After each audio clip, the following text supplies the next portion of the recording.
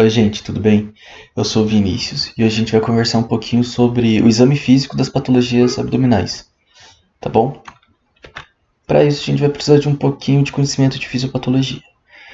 Todas as informações que tem nesses slides foram tiradas desses dois livros, um de cirurgia e um de fisiopatologia, e o conteúdo de semiologia foi tirado dos livros clássicos de semi. Perfeito? Vamos começar com uma patologia que sempre vai estar na prova de vocês, sempre vai cair, porque ela é muito recorrente e muito característica, que é a apendicite, tá bom? Eu deixei aqui a fisiopatologia da apendicite para vocês. Lembrem de CM1 que a gente tem uma inflamação de duas partes do peritônio, né? A parte parietal e visceral. E como a gente tem a inflamação de duas partes diferentes, é uma dor que migra. É uma dor que começa mais difusa, uma dor estranha e vai ficando periumbilical. E como sintomas característicos, né? Anorexia, febre, náusea, essa dor vai migrando para a fossa ilíaca direita, onde ela é bem característica. E o que a gente pode ter nesse exame físico? Na inspeção a gente vai ter a dor peritoneal. Nós vamos ver que nós vamos trabalhar com duas dores muito características que são antagonistas aqui, que é a dor da inflamação do peritônio e a dor da cólica renal.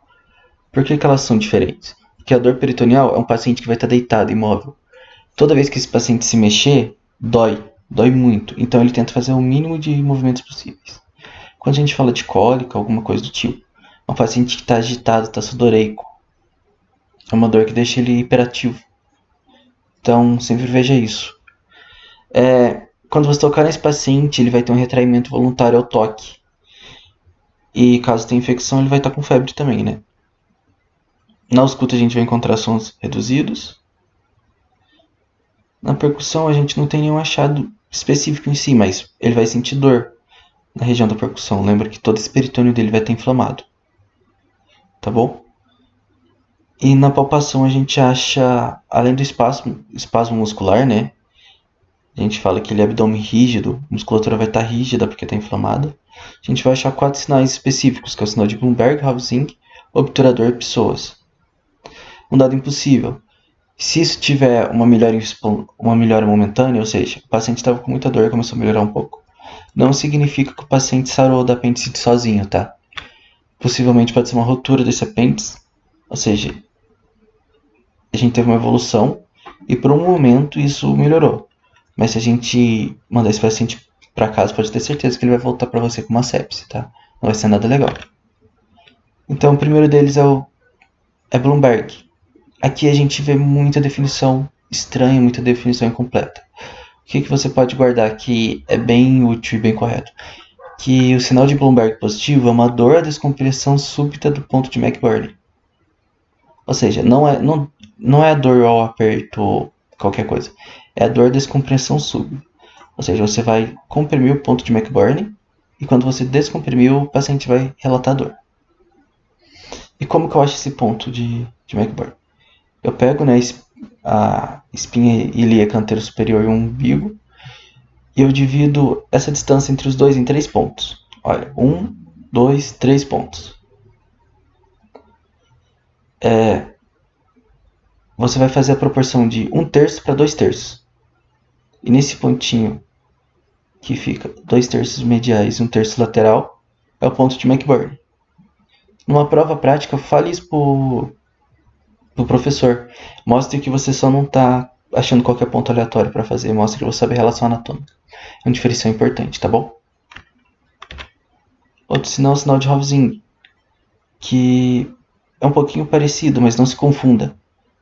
No sinal de Bloomberg a gente vai palpar o lado direito. A gente vai apertar o lado direito. Aqui a gente vai para o quadrante inferior esquerdo. E quando a gente fizer isso, o paciente vai relatar uma dor intensa no quadrante direito. Ou seja, eu aperto aqui e dói aqui. Tá bom? Sinal do psoas. Eu não achei uma imagem que mostra bonitinho, então eu coloquei essa daqui, mas nota que a examinadora está fazendo diferente, né?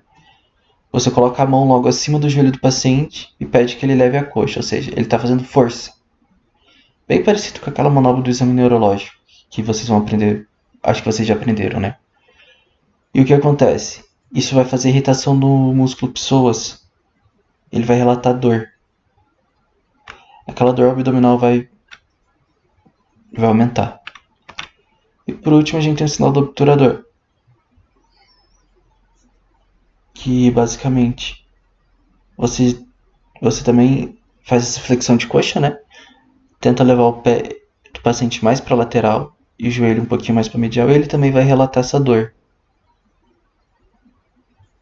A gente tem vários testes desse, cada teste tem uma especificidade. E eles são bem bacanas, porque pode ser que um esteja presente, outro não. Depende muito do paciente e também porque o apêndice ele pode ter variações anatômicas. Então, isso pode ajudar. Então, sempre execute esses testes. Na prova, tente executar todos, se o tempo der. Perfeito? Agora a gente vai falar de hepatite aguda, né?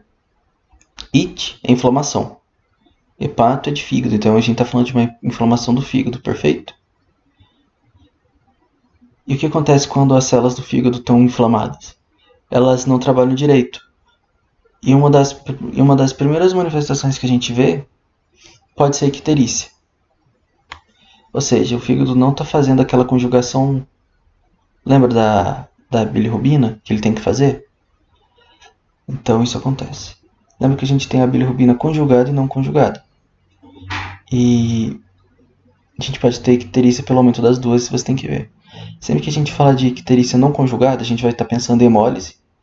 Ou seja, a icterícia é por conta de hemácia que está morrendo. Uma bem legal também é a síndrome de Gilbert, que é basicamente uma doença que tem um componente genético que o fígado não consegue fazer a conjugação direito. Então a gente também tem uma icterícia acusa de bilirrubina indireta.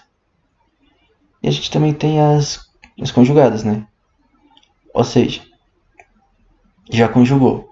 Em algumas delas, a gente vai ver também, em algumas conjugadas que tem um componente obstrutivo, que a gente vai apresentar fezes brancas, porque essa bile não está conseguindo ir para o trato digestório, não está conseguindo ir para o intestino. Então eu deixei aqui um rapazinho, né, um pouquinho ictérico para vocês não esquecerem. Não é realidade. Vocês não vão achar pessoas tão ictéricas assim sempre. Então é bacana ter um olhar bem cuidadoso. E se atentar também que algumas pessoas, principalmente pessoas da etnia negra, né, elas podem ter as escleras um pouquinho amareladas já, sendo totalmente fisiológico. O que você pode fazer nesse momento é olhar os vasos sublinguais. Você pede para ela abrir a boca e levantar a língua e você olha os vasos sublinguais. Tá bom? Um bom jeito de dar uma olhada. Outras coisas que você pode achar no exame físico de alguém com hepatite. Se essa hepatite tiver um abscesso, né, seja uma hepatite bacteriana ou por ameba, alguma coisa assim do tipo, e fez uma cavidade no fígado, essa cavidade está inflamando e está fazendo pus, está juntando micro-organismo lá. Quando você fizer a percussão para hepatimetria, esse local vai doer. Isso em abscesso. Você vai ter o sinal de torrisoma. Outra coisa que pode acontecer, que isso daqui é bem importante lembrar, é a hepatimetria. A hepatimetria pode estar aumentada, tá bom? Ou seja, você vai fazer hepatimetria, você vai ver um fígado de 16 centímetros na linha microavicular. E como o fígado está grande, você vai ter uma borda hepática facilmente palpável. Lembra das manobras de palpação, né? E vai estar um pouquinho mais fácil de palpar esse fígado, uma coisa que também é se pensar. Agora a gente vai falar da cirrose. A gente está falando de uma hepatite aguda, né? Uma coisa bem rápida. Agora a gente está falando da cirrose, a gente está falando de uma coisa mais crônica. Tipo, uma coisa é você beber álcool, por exemplo, igual você bebe na chopada uma vez na vida. Outra coisa é você beber álcool igual você bebe na chopada por 20 anos seguidos, sabe? Então isso causa um dano hepático que é irreversível ao longo do tempo. E o que você precisa saber da cirrose? Você precisa saber o que vem junto da icterícia. Ou seja, além da icterícia, a gente vai ter outros sinais. E esses sinais vêm porque o nosso fígado, nesse dano, os hepatócitos vão morrendo e vão sendo substituídos por tecido fibroso, tá bom? Então, além de um fígado duro, guarda essa informação. De um fígado duro, eu deixei essa imagem aqui resumir muita coisa que a gente vai encontrar. tá bom? Alguns sinais, tipo as varizes esofágicas, por exemplo, vem por conta de uma hipertensão portal. Essa hipertensão portal também vai aumentar a quantidade de pressão que você precisa para jogar esse sangue para frente.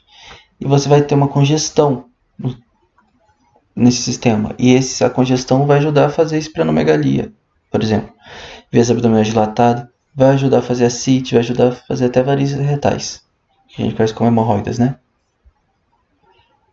E junto com esse acúmulo, com essa congestão que vai ter, a gente tem que lembrar que a albumina é sintetizada no fígado, tá bom?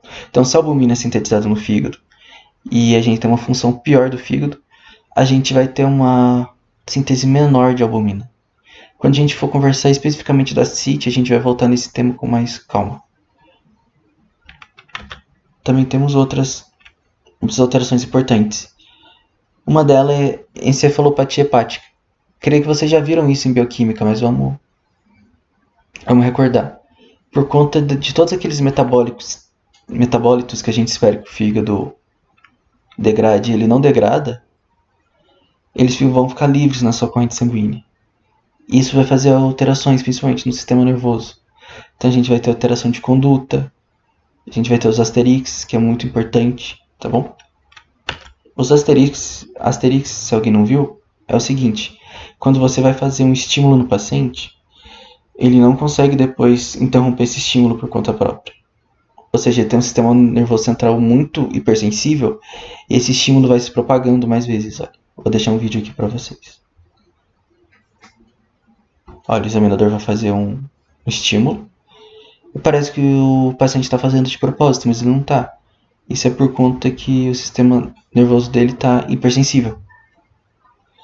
Então ele vai estar repetindo o movimento várias vezes. A gente vai ter a presença de aranhas vasculares, tá bom? No paciente que você é suspeito de um paciente que chega cirrótico para você, chega ictérico, digo, e você quer ver se tem mais efeitos no corpo, sempre vai procurar aranhas vasculares, púrpuras e equimoses. Lembra que eu falei que a síntese de albumina, que é uma proteína, está diminuída? Outras proteínas também estão diminuídas, e algumas que têm relação com a coagulação do sangue. Então, esse paciente ele é mais fácil de sangrar. A gente vai ver então que ele vai ter mais equimoses, mais... É aquela marquinha que fica quando a gente bate forte numa quina, sabe? Machuca. Já segue uma imagem para vocês. Ele tem uma palmar, ou seja, vai ficar com as mãos vermelhas, dedos em baqueta, olha as equimoses. Ele tem uma palmar, né? Uma mão bem vermelha, dedos em baquetas. Tudo isso deve ser procurado em um paciente que chega ictérico. Principalmente quando você estiver avaliando os pacientes cirróticos, ou seja, o paciente que já está com uma função renal uma função hepática bem diminuída. Além disso, a gente também precisa lembrar que os hormônios femininos também são metabolizados no fígado, né? E como essa metabolização não está acontecendo, o que acontece é que a gente tem um aumento do nível desses hormônios femininos no corpo. E o que se espera disso? A gente vai ter uma mudança na distribuição de pelos, ou seja, se for um homem, ele vai adotar um padrão mais ginecoide, sabe? Ou seja, vai parecer mais a distribuição de pelos de uma mulher. E nas mulheres tende a desaparecer. Pode ter ginecomastia, ou seja, a gente vai ter um desenvolvimento das mamas. Esse desenvolvimento das mamas pode ser doloroso, ou seja, além do componente estético que pode ter, pode ser doloroso também, porque tem uma hipertrofia. E não se esquecer que não só, tá? Tem sempre que lembrar que eu também tenho medicamentos que fazem isso. Ou seja, um cara que usa anabolizante pode acontecer isso. Uma pessoa que tem uma insuficiência cardíaca ou faz algum tratamento para espinha, que espirulactona também pode ser usado para alguns tratamentos específicos. Pode acontecer isso. E pouco frequente, mas como a gente tem um aumento, né, dos hormônios femininos, a gente pode ter atrofia testicular. Aqui a gente nota, olha, pode chegar esses dois pacientes para você. Pode ser até o mesmo paciente, antes e depois da cirrose. Ou seja, antes da cirrose ele tinha uma distribuição boa de pelos. Nota que tem um padrão bem masculino, né? Pelos no peito, no abdômen. E nota o que aconteceu. Ele perdeu os pelos dele, né? E desenvolveu uma ginecomastia também. Então isso pode ser bem característico de paciente. E aqui eu deixei só aquela noção histológica para vocês, que a gente vai trocando o parênquima funcional do fígado, né, por uma matriz de alta densidade. Então, isso vai mudando totalmente a fisiologia do fígado. A gente começa a ter um fígado insuficiente. E o que acontece nisso? Eu vou ter esse endurecimento da matriz. Isso faz uma compressão dos sinusoides do ramo da veia hepática. E isso vai acabar fazendo uma hipertensão. Ou seja, vai ser mais difícil de drenar esse sangue. E por conta disso a gente vai ter a hipertensão portal, tá?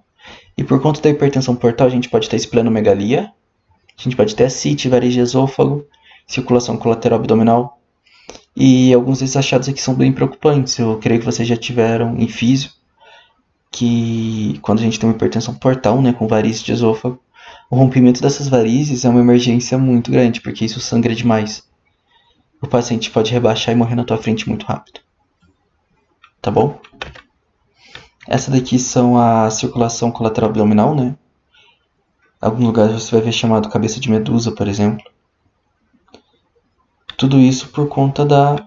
Olha como as varizes a gente nota, né? Elas estão bem grandes, bem visíveis.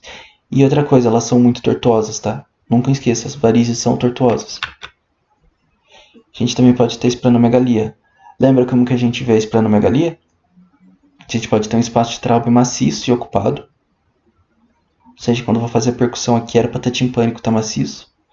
E eu posso, na posição de Schuster, tentar palpar esse baço. E vai ser um baço facilmente palpável, porque é um baço aumentado. Ou seja, como eu tenho uma congestão de sangue, o sangue fica mais retido no baço, então ele cresce. E, além disso, na hora que eu for palpar, tá, o baço está grande. Mas pode ser que, por conta desse depósito de tecido fibroide no fígado, o fígado não fique grande do mesmo jeito. Então posso ter um fígado de hepatimetria de 7. Um fígado, quando você palpa, ele tá duro, duro igual uma pedra. E o baço tá enorme. Então, quando você achar algo desse tipo, pensar em um paciente cirrótico. A gente pode ter ascite, né? Vou conversar com a ascite. Eu vou estender o tema da ascite, porque é um achado que pode ser recorrente. Eu achei no ambulatório semana passada. E ela tem mais causa. Nem sempre o paciente que tem ascite é um paciente cirrótico. Eu deixei aqui várias causas, mas eu quero que vocês pensem em duas delas, que é a insuficiência cardíaca, congestiva e a cirrose. Eu também vou falar de carcinomas para vocês, porque eles fazem ascites bem características. Aqui tem toda aquela fisiologia da cirrose, né? Lembra que um fígado produz menos albumina? Então eu tenho uma pressão osmótica menor no meu sangue, ou seja, meu sangue está um pouquinho mais ralo e fica mais fácil desse plasma extravasar para o meio extracelular. Além disso, a hipertensão portal aumenta a pressão dentro dos vasos. E uma pressão grande dentro do vaso também auxilia que esse plasma extravase. Perfeito? A gente também vai ter outras coisas, como a retenção de água, por exemplo. Isso pode acontecer no sistema nervoso simpático. A gente tem a função da aldosterona, né? Ela reabsorve mais sódio e com isso a água é mais reabsorvível. Ou seja, a gente tem um cara que já é congesto e está reabsorvendo água e tem pouca proteína para deixar essa água que ele reabsorveu dentro do vaso. E uma pressão portal alta. Então tudo isso vai facilitar que esse sangue extravase para o meio extracelular. Então, primeiro que a gente vai falar é a citinocirrose. Nos Estados Unidos ela representa 85% dos casos. E a gente vai sempre pensar na hipoalbuminemia, né? Ou seja, eu tenho pouca albumina no vaso e esse plasma vai extravasar porque eu não tenho uma pressão osmótica suficiente para manter esse plasma dentro. E eu tenho uma hipertensão portal. Ou seja, além de não ter proteína, eu tenho uma hipertensão dentro desse vaso que facilita que esse plasma extravase. Mas tem outras coisas que podem causar também, como por exemplo insuficiência cardíaca congestiva. Como a gente tem um coração falho, imagina o coração direito, né? O coração direito recebe o sangue das cavas.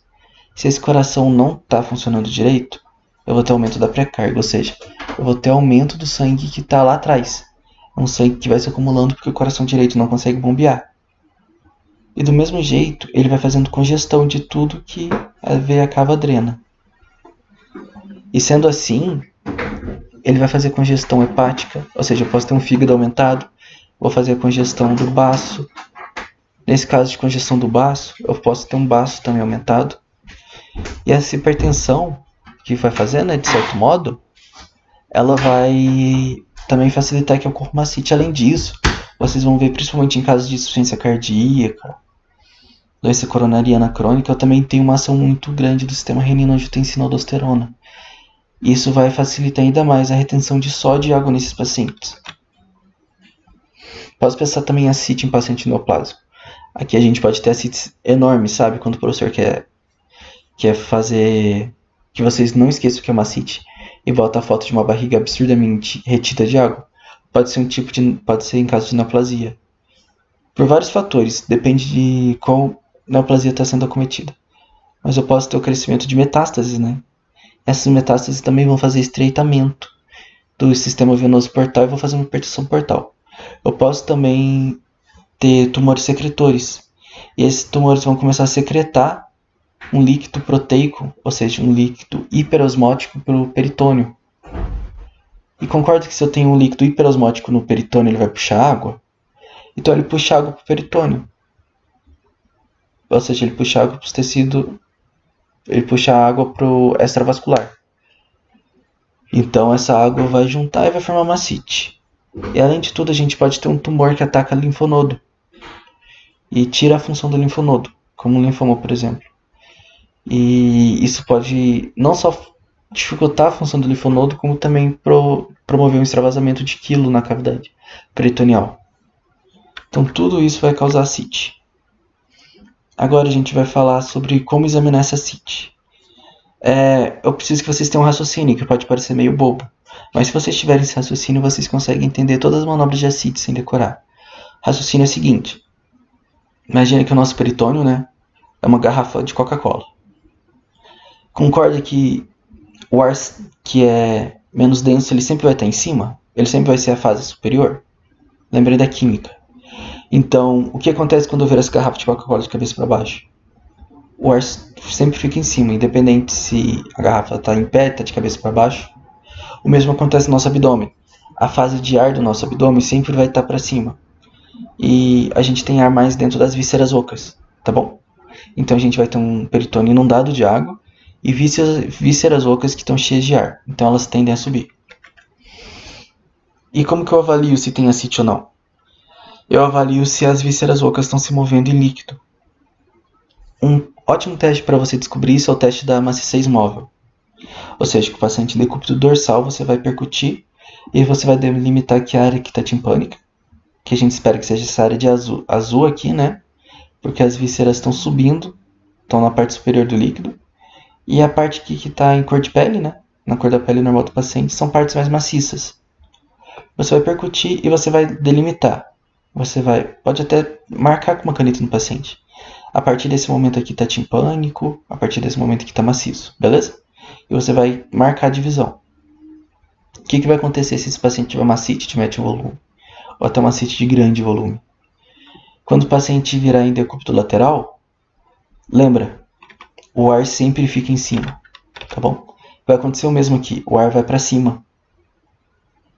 E como o ar vai para cima, a gente vai ver que essa mudança, a gente vai encontrar uma mudança, ou seja, antigamente a gente fez aqui uma delimitação, perfeito?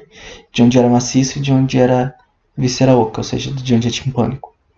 E agora, como a gente mudou a posição, as vísceras mudam de posição também, elas tendem a ir mais para cima, e aquela demarcação que a gente fez entre a relação de maciço e timpânico mudou.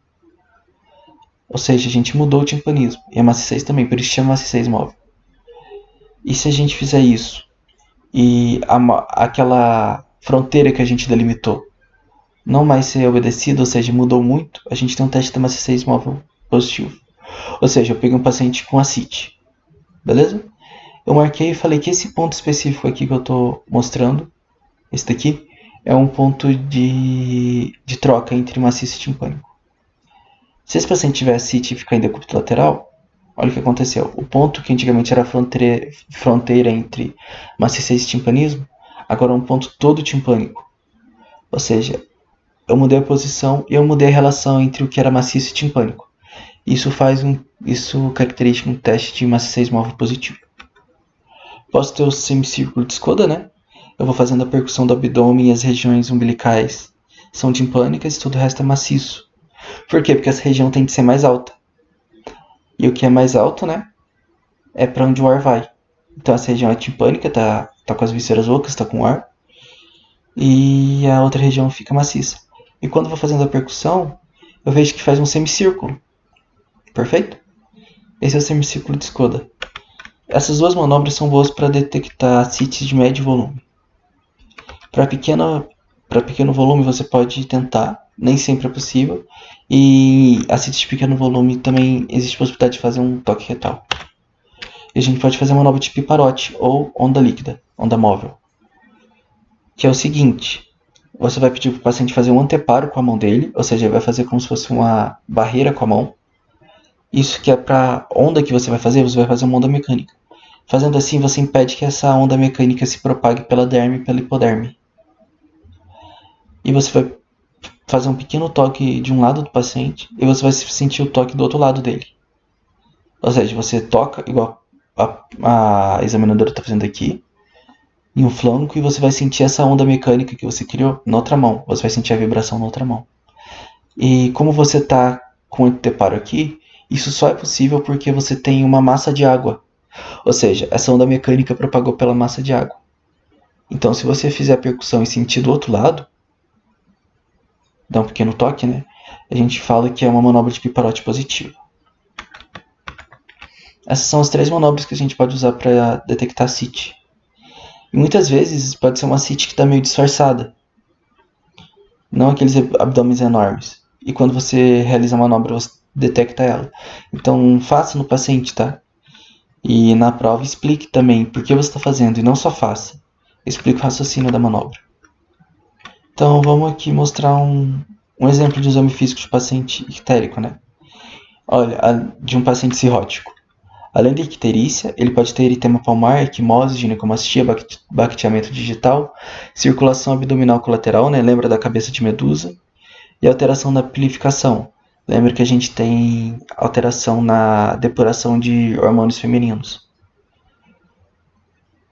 Aqui é uma informação muito importante, isso daqui muita gente cai. Um paciente cirrótico, ele tem um fígado duro, então geralmente ele tem uma hepatimetria normal, tá? Não confunda com um paciente de uma hepatite aguda, que é um fígado que está inflamado, ele cresceu de tamanho porque ele está super inflamado, lembra? Inflamação faz vasodilatação, ele cresce. Aqui não, aqui eu tenho um paciente com uma hepatimetria normal. Por quê? Porque esse fígado é duro, tá bom? Então lembra, cirrose, hepatimetria normal, é muito importante. Por conta da hipertensão portal, pode ser que o traube esteja ocupado. Eu posso ter esse fígado, né? Eu posso palpar ele de forma enrijecida, ou seja, ele vai estar duro, ele vai estar fibrótico. Posso ter ascite, posso palpar o fígado. Aqui agora eu trouxe outras doenças que têm relação com o fígado também. A gente pode ter a colicistite, né? Que é uma inflamação das vias biliares, geralmente com relação a cálculos. E nesse caso a gente pode ter o sinal de Murphy, tá bom? É uma manobra específica que a gente vai fazer. E a gente vai conseguir pensar melhor nisso. Como funciona essa manobra? Eu vou palpar bem fundo o ponto cístico do paciente, que a gente já vai descobrir como que acha. E quando eu faço isso, eu vou ter uma dor súbita e esse paciente não vai conseguir inspirar. Ou seja, sinal de Murphy é quando, durante a palpação do ponto cístico, o paciente interrompe o movimento respiratório. Perfeito? Ao mesmo tempo que reclama de uma palpação dolorosa, ou seja, a tua dor e também um acometimento dos nervos, né, que já estão aqui em volta, vai impedir que esse paciente respire. E nesse caso, a gente tem um sinal de Murphy positivo. Então, pelo amor de Deus, o sinal de Murphy positivo não é dor, a palpação do ponto cístico. Isso é pegadinha. É o interrompimento da respiração nesse ponto, perfeito? E eu já achei mais de uma definição de como achar esse ponto cístico. Mas um que eu gostei muito é esse daqui. Você vai traçar uma linha imaginária da espinha, né, ilíaca esquerda do paciente até o rebordo costal direito. E essa linha tem que passar pelo umbigo. Então você toca a espinha ilíaca e o rebordo do costado do paciente, imagina uma linha passando pelo umbigo. Perfeito? Você vai pensar nessa linha e vai ver o local tipo dessa linha que cruza com a linha hemiclavicular direita. Lembra da linha hemiclavicular direita? A gente conversou da linha hemiclavicular esquerda em cardio, aqui a gente está falando da linha hemiclavicular direita. É a mesma linha que você vai fazer a percussão do fígado para fazer a hepatimetria dele. Então, a gente vai traçar uma linha imaginária da espinha ilíaca, né, esquerda, do rebordo costal direito passando pelo umbigo. E onde essa linha converge pela linha hemiclavicular direita é o ponto cístico. Nesse ponto eu vou fazer uma palpação e se o paciente sentir uma dor grande que interrompe o movimento respiratório, a gente vai falar que ele tem sinal de morfo positivo e vai pensar em colicistite. Perfeito? Também tem colangite. Isso daqui a gente não costuma conversar tanto, mas eu achei interessante trazer para vocês, até porque algumas ligas cobram, que na colangite, que é uma infecção sistêmica, né, da via biliar, pode ser sistêmica, mas também pode atacar a via biliar. Não, desculpa, é uma infecção da via biliar, principalmente por crescimento de bactéria na bilis. A gente vai ter dois epônimos que são importantes lembrar, que é a tríade de Charcot, que é icterícia, né? A dor abdominal e febre com calafrios, ou seja, tríade de Charcot. E se você tiver esses três sintomas com rebaixamento de nível de consciência e hipotensão, né? Ou seja, a gente já está pensando em algo mais sistêmico, a gente tem uma penta de Reynolds. Eu achei legal trazer isso para vocês só para deixar bem completinho a monitoria, tá? Então, sempre que você vê um paciente ictérico com dor abdominal, procura a febre nele. E aí você vai ter uma tríade de Charcot. E você pensa em colangite. Você também pode ter rebaixamento do nível de consciência e hipoperfusão e pensar na penta de Reynolds. Outra coisa que vai aparecer muito para vocês. Isso daqui vai cair na prova de vocês. Tem 100% de chance de cair. E vocês precisam acertar, que isso daqui é ponto ganho. Que é o sinal de Cullen e o sinal de Gray-Tanner. Que tem relação direta com a pancreatite, tá bom? Então, guarde. O sinal de Cullen é periumbilical. E uma forma feia de decorar isso, mas que funciona muito, é pensar nas duas letras, né? Q. E você lembra do umbigo, ou seja, em volta do umbigo. Cullen, tá bom? E o Gray-Tanner, que são nos flancos. Esse daqui é um sinal que a gente... É uma coisa que vocês vão aprender melhor no período que vem em radiologia. Mas é bem... Eu quis deixar a monitoria completa, né? Então eu vim conversar com vocês também dessa parte. Que é o desaparecimento da maciez hepática. Ou seja, você vai percutir, e no momento que você está percutindo o fígado, você não vê ele maciço, você vê ele timpânico. É o sinal de Joubert. Por que isso pode acontecer? Por conta de uma perfuração de víscera oca. Lembra que eu falei que as vísceras ocas é o que tem ar? Então, esse ar extravasa para o peritônio e fica timpânico. Olha um exemplo, isso aqui é um abdômen normal, isso aqui é um abdômen que pode ter sinal de Joubert positivo. E no local que a gente tem aqui o abdômen direito, né? O que a gente vê? A gente vê ar, por conta de uma perfuração. Vocês vão aprender a identificar pneumoperitônio de forma aprofundada no período que vem. Mas guarde isso, tá? Outras coisas que podem também alterar a hepatimetria, a gente sempre vai pensar no DPOC também, porque a gente vai ter um rebaixamento do diafragma, tá? Então a gente pode pensar, pode parecer que o paciente tem uma hepatimetria menor, porque esse diafragma está rebaixado e vai alterar alguma coisa. Outra coisa também que pode acontecer é um derrame pleural. No derrame pleural você vai estar maciço numa região que a gente espera que esteja timpânico. Então pode parecer que a gente tem uma hepatimetria maior, tá bom? Mas nesse caso é porque tem líquido na pleura, né? E esse líquido na pleura vai fazer a mesma maciez de um fígado e vai parecer que o fígado está aumentado. Mas não. São dois fatores que podem confundir a hepatimetria. A gente também conversa das hérnias, tá? Um macete. Como que a gente pesquisa a hérnia? A gente pesquisa na hora da inspeção, a gente pede para o paciente fazer movimentos específicos que vão aumentar a pressão abdominal. E quais movimentos? Aí vai do gosto do cliente, tá? Tem gente que pede para o paciente tossir, que aumenta. Só que se você achar que é muito rápido, né? Você pode para o paciente fazer valsalva, né? Ou seja, ele vai soprar contra o dorso da mão, dá o mesmo efeito. Mas se tiver um paciente que tiver dificuldade de respirar, isso pode ser bem desconfortável, tá bom? Um paciente que já é dispneico. O que você pode fazer também é colocar as duas mãos sobre a coxa do paciente e pedir para ele levantar as coxas. Essas 3 coisas vão fazer um aumento da pressão intraabdominal e a hérnia vai ficar mais visível. A gente pode fazer o sinal de Giordano, né? Ele está muito relacionado com alguma inflamação da loja renal, algum cometimento renal. Então você sempre vai bater no flanco, com a parte lunar da mão. Qual que é o macete que você não pode esquecer? Sempre que a gente pesquisa dor, a gente começa do lado que ele não relata dor, para a gente ter um comparativo. Ou seja, se ele relata dor no rim direito, a gente começa no rim esquerdo. Por quê? Porque se você começar no rim direito, você vai fazer uma ativação daquelas fibras que são relacionadas com a dor, sabe? E você vai hiperestimular elas. Fazendo essa hiperestimulação, você vai estimular toda a região em torno. Então pode ser que ele comece a relatar dor até agora no lado esquerdo, por exemplo. Mas não é porque ele tem alguma patologia do lado esquerdo. É porque você estimulou as fibras dolorosas cedo demais. Então sempre começa da região indolor para a região dolor, tá bom? Sempre ausculte sopro no paciente, é uma coisa bem rápida. Quando você estiver auscultando os quadrantes, né, para ver os movimentos, os ruídos abdominais, você também sempre ausculte sopro. Quais você precisa auscultar? A aorta.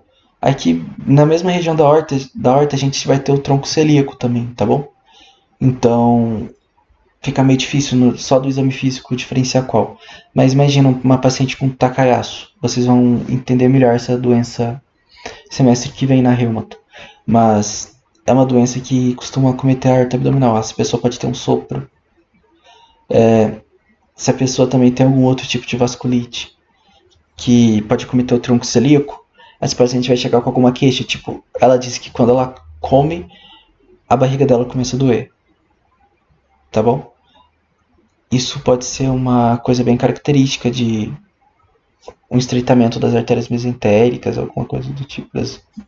Então, é sempre importante pensar nisso. Agora, se a gente fala de um paciente que tem uma hipertensão inexplicável, ou seja, a pressão dele era 12 por 8 e agora é, sei lá, é 17 por 12, ou seja, uma pressão bem alta. A gente vai pensar possivelmente numa estenose renal. Então, sempre pensar. Também sempre veja artérias ilíacas e artérias femorais, tá? Sempre procure sopro nessas regiões. Gente, eu agradeço demais pela atenção.